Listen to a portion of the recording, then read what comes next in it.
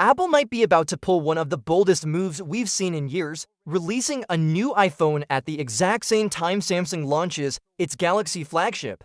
Yes, you heard that right. If the reports are accurate, the base iPhone 18 could arrive in spring, right alongside the Samsung Galaxy S26. Now, this isn't just a minor scheduling tweak. This is Apple deliberately stepping into Samsung's launch window, a space the Galaxy S series has owned for over a decade. It's a calculated attempt to put the two biggest smartphone rivals head-to-head in the same news cycle, competing for attention, reviews, and ultimately, your wallet. Why does this matter? Well, traditionally, Apple has owned the fall every September. They dominate headlines, store shelves, and social media with their latest iPhones. Meanwhile, Samsung takes the early year spotlight, launching its Galaxy S phones in February or March, giving Android fans their own moment in the sun. By moving its base iPhone release to spring, Apple is breaking that unwritten truce, and the ripple effects could be huge. Here's what's being reported. The new plan would split iPhone launches into two separate events each year. In spring, we'd get the standard iPhone models, likely the iPhone 18 and an 180 or Air variant. Then in the fall, Apple would drop the Pro models, and possibly a foldable iPhone for the very first time.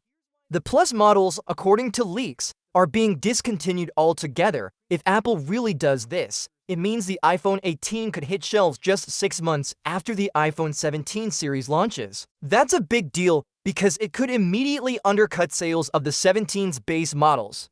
Imagine buying an iPhone 17 in September only to see its successor, with updated hardware and features, land in March. Some customers might hold off entirely, waiting for the spring drop, which could make the iPhone 17's sales numbers look weaker than expected.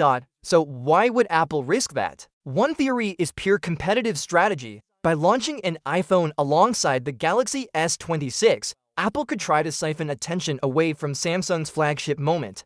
When tech headlines would normally be all about the Galaxy, they'd instead be split between Galaxy and iPhone comparisons, benchmarks, and buying guides. But here's the catch. People who want a Galaxy usually aren't swayed by a new iPhone, and vice versa. These ecosystems are so deeply entrenched, your choice is as much about the operating system, services, and ecosystem lock-in it is about the device itself.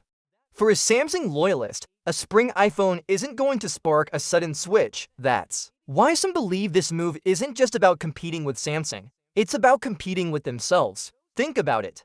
If you're an Apple superfan, this new schedule gives you two major reasons to upgrade every year: a new base model in spring, then a Pro model in fall. Some will buy both, either for collecting, resale, or just because they can't resist the latest and greatest. For Apple, that's essentially doubling the number of big sales events each year, without doubling their R&D on entirely separate product lines. And then there's the foldable factor. Reports say Apple's first foldable iPhone, something that's been rumored for years, won't be tied to Samsung's Galaxy Z Fold launches. Instead, it would debut alongside the iPhone 18 Pro in the fall. That's a smart play. It keeps their biggest innovation away from direct competition and ensures the spotlight is entirely theirs. If this strategy plays out, Apple fans could be in for a busier upgrade cycle than ever. Spring becomes new iPhone season for the standard models, and fall remains the Pro showcase. For Samsung, it means every Galaxy launch will now have to contend with direct iPhone comparisons in the same week. From a consumer perspective, this could be exciting but also a bit exhausting. Twice a year, iPhone launches might feel like a constant chase to stay current, especially if the spring and fall models have distinct, must-have features. On the flip side, competition in the same window could push both companies to innovate. Faster, better cameras, longer battery life, new materials, and smarter AI features, just to stand out. Personally, I think the real test will be in the first year they try this. If the iPhone 18 genuinely steals headlines from the Galaxy S26, Apple might commit to this schedule long-term. If not, we could see them quietly revert to their traditional September launch for all models. Either way, this is one of the boldest scheduling shakeups we've seen in the smartphone industry in years, and it could permanently change the rhythm of the tech calendar. What's your thoughts on this? Let me know in the comments section. See you in the next video. Take care.